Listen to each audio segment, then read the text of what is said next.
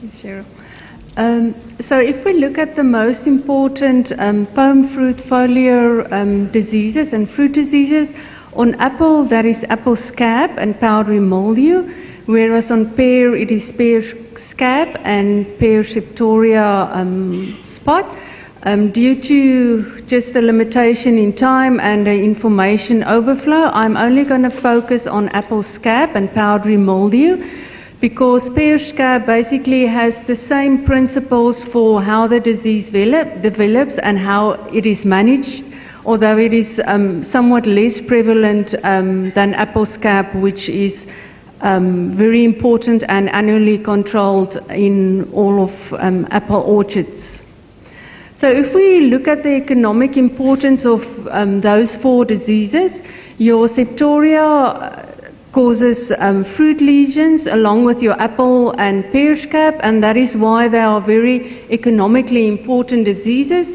But aside from causing these damage to fruit, they also infect the leaves, resulting in a reduction in chlorophyll and consequently less or smaller fruit that will be set. And also, if the disease is severe, that can carry over to the next season, because there's less carbohydrate that can be stored and for the winter period. Powdery mildew, on the other hand, does not cause fruit infections. However, it can still be a very damaging disease due to the primary infections that it causes. And especially on young trees, it can be very inhibitive in causing terminal growth inhibition of trees. So if we first start looking at apple scab, the management and cost-effective management, to understand that better, one has to consider the life cycle. So the life cycle consists of the sexual cycle, which produces the primary inoculum, whereas the asexual cycle produces what is known as the secondary cycle. So the sexual cycle, which produces that primary inoculum, actually starts at the end of the season. So if you have an orchard that has infected leaves with scab lesions, those leaves will fall to the ground. Once they're on the ground, to put it simple, there are boy and girl spores that will then mate and form sexual structures. So these sexual structures form inside of the leaves, and you can see there. So during the course of the winter and then in early spring, these structures, which we call pseudothecium, will develop and mature. And once they are ripe, they will,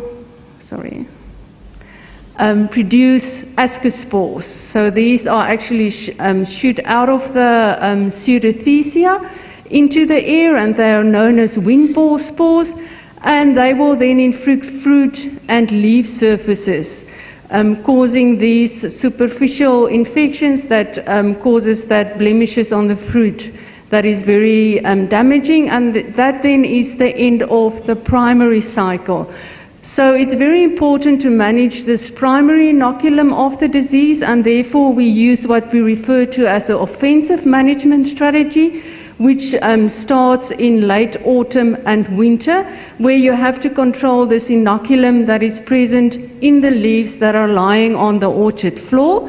And in order to do this, we apply EBI fungicide sprays, typically 3 post-harvest, and there are specific products registered for this with the specific dosages that one must use. Less often, urea is sometimes also used.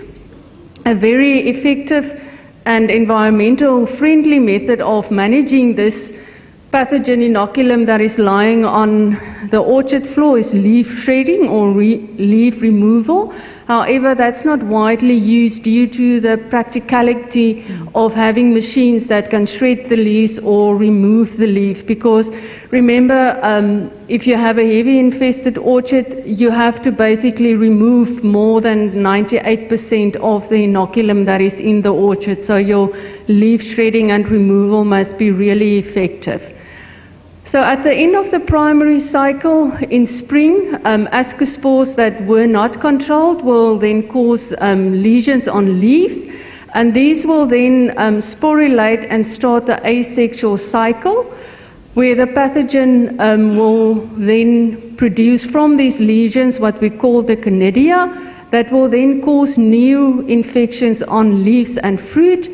And typically the pathogen only infects subcuticle, but these structures then produce more of these conidia and asexual spores, and the pathogen is then said to be polycyclist. And this is really the destructive phase from the disease, because under conducive conditions there can occur many of these cycles that just causes more and more lesions and damage to fruit in the orchard. So this phase of the disease is managed using a defensive management strategy where preventative or contact fungicides are applied along with systemic fungicides. Remember to adhere to the FRAC guidelines, because this is a disease where we do not want fungicide resistance to develop, and also check what the MRL restrictions are so that your fruit will not be rejected due to fungicide residues. This is just an example of some of the chemicals, your contacts and your systemic chemicals. So your systemics is only translaminar or mesosystemic. So important to also ensure that when you spray that your coverage is appropriate. And then at the bottom you can see the typical spray program will start at green tip and then will continue until the end of December until harvest. Important to remember to always mix your systemic fungicides with contact fungicides just for a resistance strategy. So if we now move on to powdery mildew, also of apple, this pathogen in its life cycle overwinters in flower and shoot buds as mycelia. So in spring, when the buds form new growth, the pathogen inside the buds will then infect the new growth and produce the asexual spores that then will cause new infections. And once these new infections then can produce even more spores, and again it's this polycyclic phase. So also very important then in the management of this disease is to be preventative. And because the pathogen overwinters in your buds, it's important to start the spray program at pink bud, and usually short intervals are used. And this will continue until terminal shoot growth basically stops, which is around December. And also important, if severe infections do occur in the orchards, to apply sanitation measures and remove these infections, because if you have them at the end of the season, they will cause you even more problems in the next season. So furthermore, in managing both your powdery and your apple scab, it's very important to consider the disease cycle, where we say that the amount of disease will be caused by the pathogen, especially how much of the spores are around, and then also the specific environmental conditions, and then the host susceptibility. So in the next section, just to illustrate how interacting these factors are and how important they are, I'm only going to talk about apple scab. So for apple scab, we use these factors of the disease cycle to use disease modeling to tell us how conducive the season are and how our spray program should be shaped. So these disease forecasting models consider the specific environmental factors, which in this case is temperature and wetting period, and then also the amount of pathogens, specifically your primary inoculum. So that inoculum that overwinters on the orchard floor, and then also the age of the host. So for apple scab, there is what we call an ontogenetic resistance.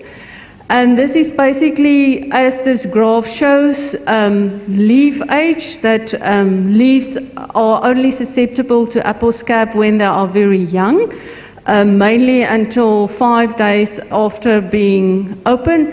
therefrom they actually develop resistance and cannot be infected. So if you consider this, it's very important that when you plan your chemical control strategy, that during strong shoot flush of the trees in the early part of the season, you will continuously have these very young leaves that are highly susceptible, and you have to watch the weather, because as in this example, even if you sprayed on the Monday your preventative sprays, and you can see in the disease forecasting that by next week there's going to come a cold front and you cannot spray, you have to actually go and put in extra coverage for those new growth that will occur and spray only 4 days later, so that once the rain starts, all those new tissue that are highly susceptible are also covered with fungicide. So for disease modeling of apple scab, we look and use a model that is known as the eye-leaf system. And the eye-leaf system has 2 prediction measures, one for the leaves and one for the fruit. So in determining the infection index for leaves, it is determined by the wetting period times the temperature. And from that, an infection index is calculated. So the higher that is, the more the infections will be. So as you can gather from this, apple scab is a disease that is very dependent on free moisture, because the spores need that to germinate. Unlike your powdery mildew, where the spores are actually negatively affected if there are free moisture on the leaves, but on apple scab, free moisture is very important, and that's one of the reasons why for the past 3 seasons apple scab has been less prevalent due to our very low rainfall in spring. For the fruit infections, there's that very impressive formula that's used, but what's basically important here to remember is similar than your leaf infections, the fruit also, the older it becomes, the more tolerant it becomes to infection. So in older fruit, you need a longer wetting period before the spores will actually infect the leaves. So the eye-leaf system is a prediction system that only takes your environmental conditions into account, but as we just said, that we would like to have a model that also takes into account the amount of pathogen inoculum. So such a model is RIMPRO that we've started evaluating in South Africa. So what RIMPRO does is important to remember. So those pathogen inoculum that overwinters on the orchard floor basically gets ripe throughout the season, and each time, depending on how many spores are ripe, you get a peak. So during some times of the season, you're going to get a very large release of spores if that period happened to be where a lot of the spores actually were ripe and were ejected. So what RIMPRO does, it basically merges your environmental conditions with predicting these times during the season when you're going to get a lot of spores that are released from your orchard floor. So just to illustrate that, so this graph will be a typical infection index given by the eye-leaf system. So the red bars indicates the infection index for leaves. So the higher this is, the more severe your infection will be. So what RIMPRO does, it will put onto that, considering also the amount of primary inoculum that is released from the orchard floor. So you will often get that although there was very conducive environmental conditions, that RIMPRO there shows there was no real threat of infection. And in some cases you will get different results between what eye-leaf says and what RIMPRO will predict, because it calculates how much of the inoculum is going to be released at that state. And this is also a good example. So the RIM value is the risk of infection that the RIMPRO model gives. And in this instances, even though there was, the environment was not that conducive, there was a huge release of spores, which made the risk of the disease development much higher than what one would have expected if you only considered the environmental conditions. So how we currently see these models being used is that in conducive years, as I said, for the past 3 years, those haven't happened.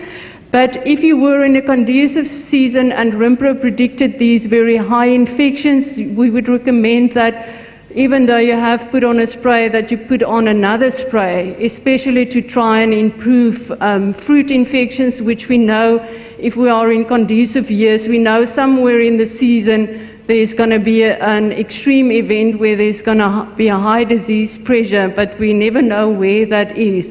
So RIMPRO will hopefully help us in predicting that time in the season where you actually need to put on extra protection. Okay, thank you.